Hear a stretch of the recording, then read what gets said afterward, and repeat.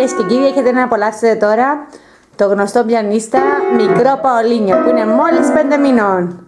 Απολαύστε τον παρακαλώ. Παολίνιο.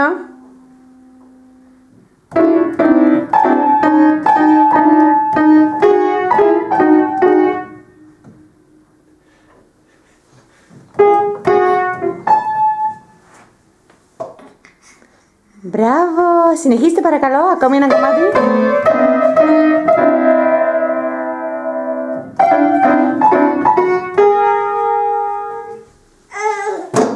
Ναι, χειροκροτήστε παρακαλώ. Μπράβο! Μπράβο αγάπη μου, ξαναπάμε. Έλα, πάμε, κόμμα ένα ρεπερτόριο.